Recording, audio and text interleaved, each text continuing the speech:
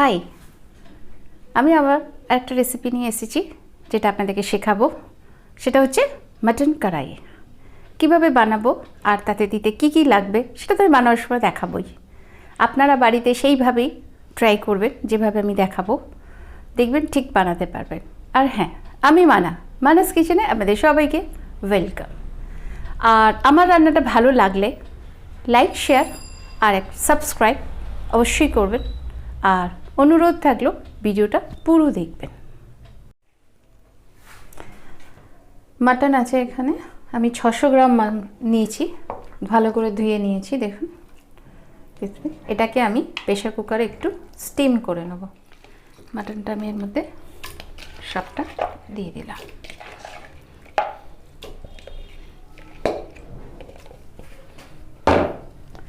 একটু হালকা জল দিয়ে দিলাম। একটা বড় এলাচ গোটা দিলাম, আর 1 টিস্পুন নুন দিয়ে দিলাম। এবার এটাকে আমরা প্রেশার করব, 2টো সিটি দিয়ে নেব। এখানে লাল লঙ্কা আছে, রেড চিলি, এটা লাগবে, একটু ইউজ করব। এখানে 15খানা কাজু আছে, আমি একটু জল দিয়ে ভিজিয়ে নিয়েছি। এখানে আমি 150 গ্রাম টক দই নিয়েছি, একটু বিট করে নিয়েছি। এখানে আমি 6খানা কাঁচা লঙ্কা চিড়ে নিয়েছি, পরে দেব। 9খানা রসুনের কোয়া আছে, আর এই 4টে আদা আছে, এটা আমরা পেস্ট করব। এখানে ঘি আছে, বেশি করে আমি নিয়েছি, একটু ঘিটা ভালো করে ঢালতে হবে, আর অল্প একটু লাগলে সাদা তেল দেব। স্বাদ অনুযায়ী চিনি আর নুন দিয়ে আমরা রান্নাটা করব। কাজুটা আমরা এতে জল দেওয়া আছে, এটাকে জাস্ট একটু গ্রাইন্ড করে। এটা সেদ্ধ হয়ে গেছে, একটু খুলে দেখি।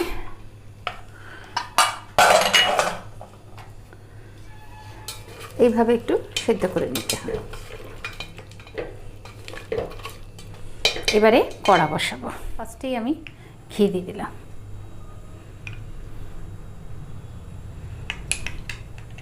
একটু বেশি করে ঘি দিলাম, আপনারা চাইলে তেল মিক্স করতে পারেন।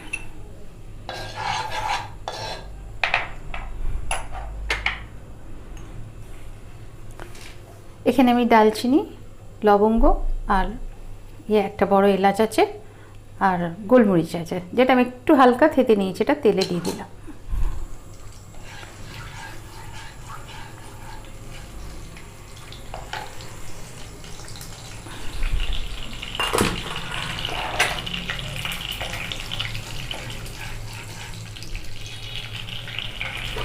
এর মধ্যেই আমরা মাটনটা দিয়ে দেবো আগে।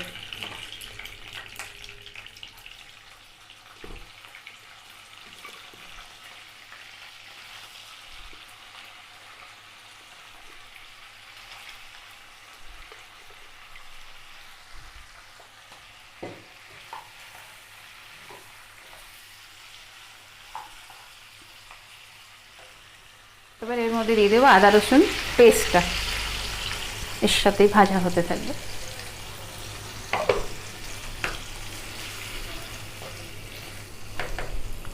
ফ্লেমটা বাড়িয়ে দেবো। এবার এখান থেকে একটু ঢাকা দিয়ে রাখলাম।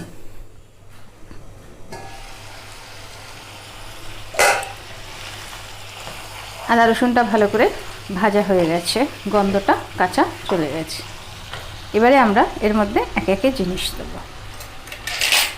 ফার্স্টেই আমি দিয়ে দিচ্ছি 1 টিস্পুন ভরে লাল লঙ্কা,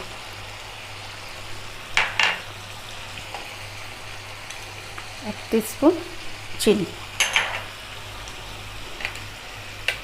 এখানে এই যে 150 দইটা রেখেছিল সেটা দিয়ে দিলাম।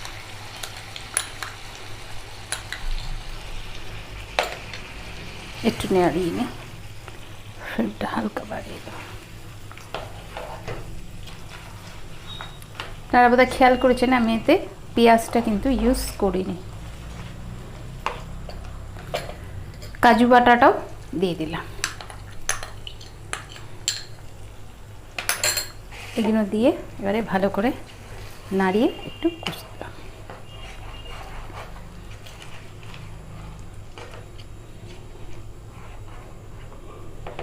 কাঁচা লঙ্কাটা আমরা পরে দেবো।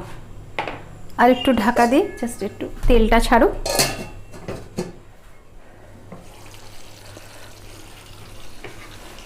ঢাকনাটা খুলে দিলাম, কাঁচা লঙ্কাটাই উপর থেকে এবার দিয়ে দিলাম।